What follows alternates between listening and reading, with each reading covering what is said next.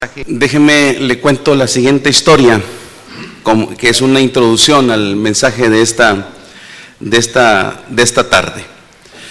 Se dice que hace muchos años, un misionero médico en el África construyó una pequeña clínica y una capilla a su costado. Rápidamente los nativos comenzaron a llegar al hospital, pero por alguna razón se rehusaban a ir al templo. La mayor parte de 4 años, las únicas personas que entraban al templo fueron el doctor, su esposa y su joven hijo. Un día, no obstante, el hijo del misionero cayó de una cornisa y golpeó su cabeza en una roca.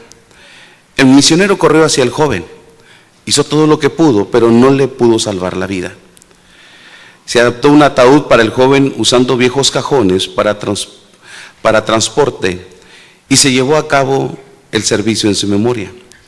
Solamente asistieron 2 misioneros y no se dijo una sola palabra. El misionero no podía hablar, no podía orar, así que finalmente levantó el ataúd, lo puso en su hombro y comenzó a llevarlo al lugar donde iban a sepultar a su hijo. Mientras iba por el camino, un hombre se puso al costado y preguntó, un nativo: «Gran padre, ¿qué tienes en ese cajón?». El misionero replicó: «Es mi hijo, murió anoche». Entonces el hombre tomó un extremo del ataúd y el misionero el otro, y lo llevaron junto a la tumba. El misionero perdió el control totalmente y comenzó a llorar diciendo: «¿Por qué, Dios? ¿Por qué?». El nativo miró al misionero y luego corrió a la aldea con el anuncio gritando de casa en casa: «El gran padre llora, el gran padre llora, así como nosotros». Entonces llegaron corriendo de todas las direcciones y pusieron sus brazos alrededor del misionero y trataron de consolarlo. Desde entonces, cada vez que se tiene un servicio en el templo, los que no estaban en la clínica estaban en el templo. Así que finalmente el misionero pudo llegar a ellos, pero el precio que pagar fue muy alto. ¿Estará usted de acuerdo que nada muestra la humanidad en una persona? Muchas veces nuestra pena, nuestro dolor, como las lágrimas. Es por eso que, mis hermanos, a nosotros no nos sorprende cuando leemos, cuando dice la Biblia, cuando Jesús llegó cerca al ver la ciudad, lloró sobre ella. ¿Por qué lloró el Salvador? ¿Por qué llora ahora? ¿Por qué nosotros debemos llorar? Y mis hermanos, por el pasaje que la Biblia nos muestra, podemos llegar a la conclusión que Jesús lloró por la condición de la humanidad. Él lloró por la respuesta del hombre. Yo creo que los vio rechazando con dureza e incredulidad su última y única esperanza. Jesucristo era la luz. Ellos estaban en tinieblas, pero ellos rechazaron a la luz. Él era el agua de la vida, pero ellos lo habían arrojado por su boca. La Biblia dice que Él era el Cordero de Dios que fue inmolado, pero Él fue rechazado por ellos. Cuando yo medito en este pasaje, puedo entender, hermanos, 3 pensamientos que quiero compartirles en esta hora. Veo yo el quebrantamiento de la ley por parte de todo un pueblo que partieron el corazón de Jesús. La Biblia dice que cuando Jesús llegó a Jerusalén, la Biblia dice que Él lloró. Y eso nos muestra la humanidad del Señor Jesucristo. Y cuando hablamos de humanidad, no estamos hablando de la divinidad, aunque lo entendemos cuando Jesús sanó enfermos, cuando Él calmó la tempestad, cuando Él habló palabras que llenaron el corazón de la gente. Nosotros podemos decir que vemos el lado divino de Jesús. Pero la Biblia dice que cansado del camino, Jesús se sienta en un pozo y le pide a una mujer de beber. Encontramos la humanidad de Jesús. La Biblia dice que cuando llegó ante la tumba de Lázaro, Él lloró. En Getsemaní la Biblia dice que Él lloró. Y vemos la humanidad nuevamente de Jesús en este versículo, en el versículo 41 de Lucas 19. Pero aquí, hermanos, la pregunta, en primer lugar, mejor dicho, así como Jesús lloró, nosotros debemos llorar por la condición de los hombres. La Biblia dice que cuando nuestro Señor miró la ciudad de Jerusalén, vio a los hombres como personas perdidas en las tinieblas del pecado y de la incredulidad. La palabra perdido es quizás la palabra más triste en nuestro idioma. Muchas cosas se pueden perder. Un niño, hermano, se puede perder. Cuando usted está enfermo dice, perdí mi salud. Muchas veces cuando hablan mal de nosotros sin ninguna razón, ¿qué decimos? Hemos perdido nuestra reputación. Hay gente que tiene dinero y después no lo tiene y dice, he perdido mi fortuna.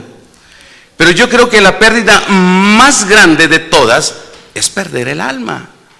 La palabra de Dios dice que Jesús preguntó, ¿de qué sirve el hombre ganar el mundo entero y perder su alma?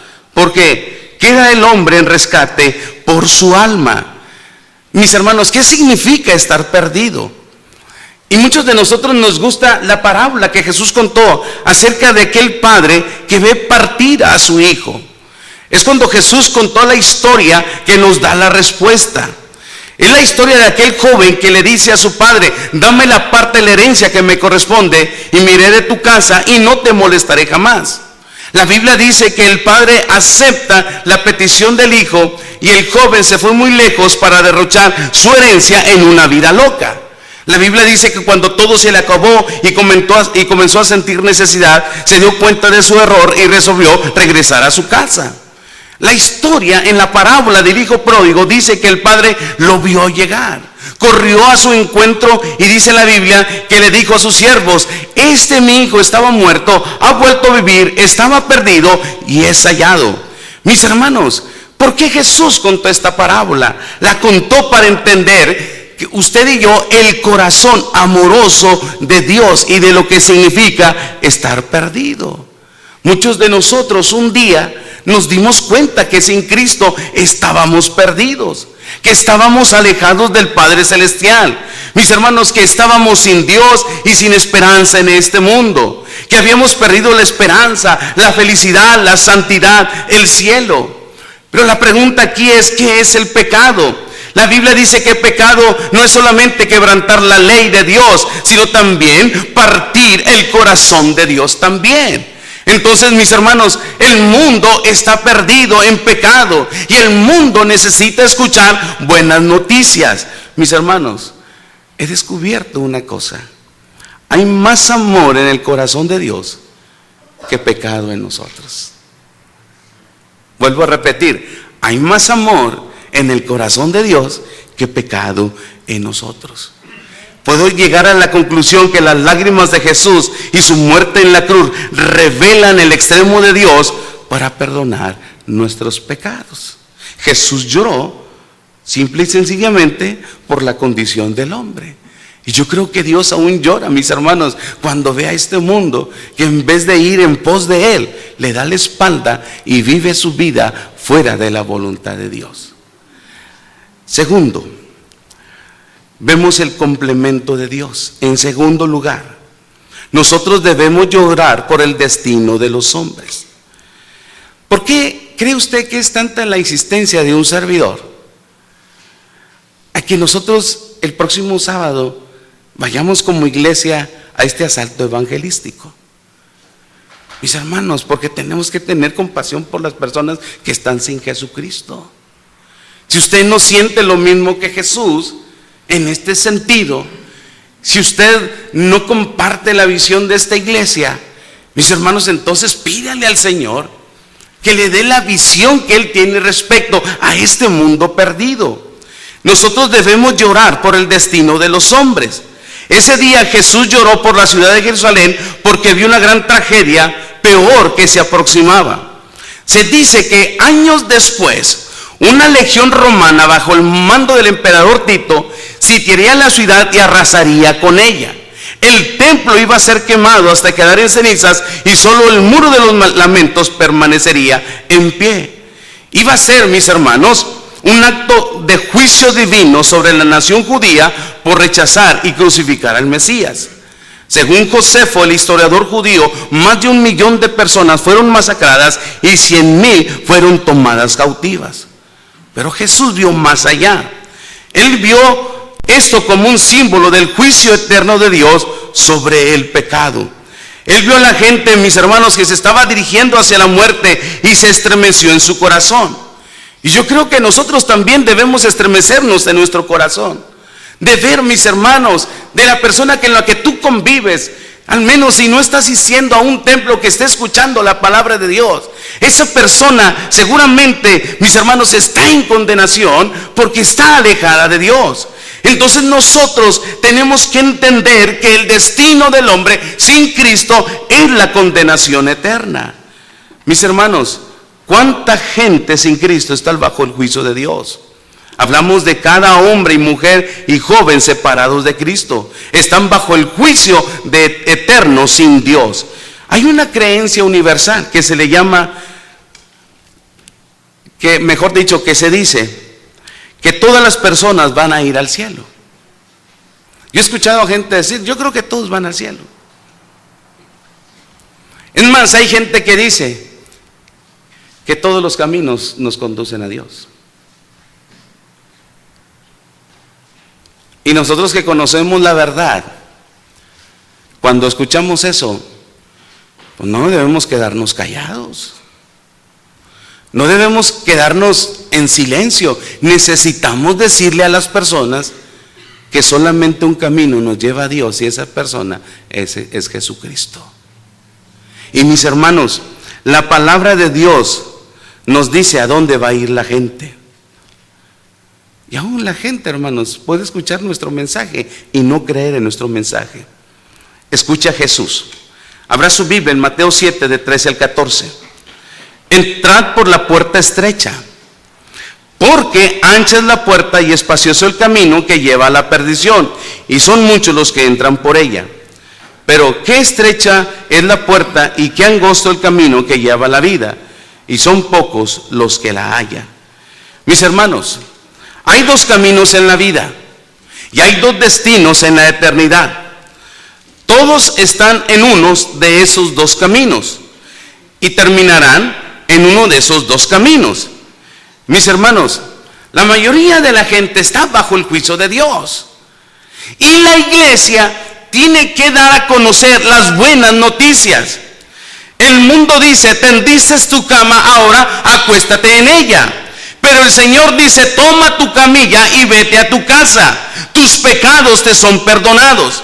Y mis hermanos, nosotros tenemos que decirle a la gente que Jesús lloró por el destino de los hombres. Y nosotros como iglesia tenemos todo este derecho de dar a conocer el precioso mensaje de Dios. La Biblia dice que Jesús lloró, no solamente, hermanos, por la condición del hombre, sino también por el destino del hombre. Tercer y último pensamiento: despreciado y rechazado por los hombres. En tercer lugar, debemos llorar por la respuesta de los hombres. No era la primera vez que Jesús iba a Jerusalén, seguramente. Ya había visitado la ciudad de Jerusalén con frecuencia. ¿Y qué les había dicho a él, hermanos? La Biblia dice que una y otra vez él les anunció que él era el Mesías, el Hijo de Dios. Pero cada visita conllevaba un grado mayor de oposición de parte de quienes, de los que conocían la religión en su tiempo. A estas alturas, cuando Jesús está a punto de entrar en Jerusalén, la gente se había enardecido y cegado tanto, en mis hermanos, en su relación, que no le quisieron creer. La Biblia dice que muchos de ellos le rechazaron al final y totalmente. Y al ver eso, dice la Biblia, lloró. Mis hermanos, ¿cuántos de ustedes han experimentado el rechazo? ¿Cuántos de ustedes han experimentado el rechazo? ¿Cuántos de ustedes, cuando tú no le caes a alguien y como para amortiguar el dolor, así lo que causa el rechazo, ¿qué dices? Pues no son moneditas de oro para caerle a todos bien. Pero en el fondo tú sabes que te duele el rechazo. Y no me digas que no. Al menos de que te corra atole por las venas. Pero el rechazo duele, mis hermanos. Y mire, ¿usted cree que a Jesús no le dolió el rechazo de la gente? Indudablemente que sí. Si a Jesús le dolió, ¿qué no nos va a doler a nosotros? Al menos de que usted sea y se sienta superior a Jesús. Pero la Biblia nos enseña que la gente que hizo rechazó al Señor. Y el rechazo nunca es fácil de soportar. Le voy a dar algunos ejemplos. Cuando se confronta un divorcio, uno de los dos está rechazando a alguien. Al menos que el rechazo sea mutuo. Pero en la mayoría de las veces, ¿qué es lo que pasa? Por ejemplo, en un divorcio, uno de ellos no quiere el divorcio. El que no quiere el divorcio se siente rechazado. Es decir, hermanos, que no lo aman, que no lo quieren. Que no la aman, que no la quieren. Y duele eso. Eso duele, mis hermanos. Y para amortiguar el golpe, ¿qué decimos nosotros? Pues es mejor estar solo que mal acompañado. No, si le duele. Hablo del dolor del rechazo. Otro ejemplo, como padres, hemos visto que nuestros hijos les dan la espalda a los valores que les hemos enseñado. Duele, mis hermanos, que cuando nuestros hijos eran pequeños los traíamos al templo. Nuestros hijos pasaron por todas las clases habidas y por haber dentro de la iglesia. Y cuando llega a una edad, el hijo decide tomar un camino diferente al que usted le enseñó. Déjeme decirle que hay pocos hijos que hacen eso. Yo siempre he pensado que cuando un padre conduce bien a su hijo en las cosas de Dios desde pequeño, yo creo en esa máxima que dice la Biblia: cuando fuere viejo, no se apartará de él. Pero qué triste es cuando nuestros hijos le dan la espalda a los valores que nosotros les hemos inculcado. Esa es una forma de rechazo. Otro ejemplo. Hay algunos hijos que parecen que nunca pueden agradar a sus padres.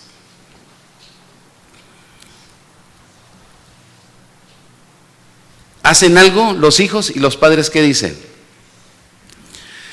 Eso era lo que tenías que hacer. Y dice el hijo: ¿y cuándo voy a agradar a mis padres? Y cuando nosotros no mostramos agrado por lo que hacen nuestros hijos, esa es una forma de rechazo también. Bueno, existen todo tipo de rechazos y todos los rechazos lastiman.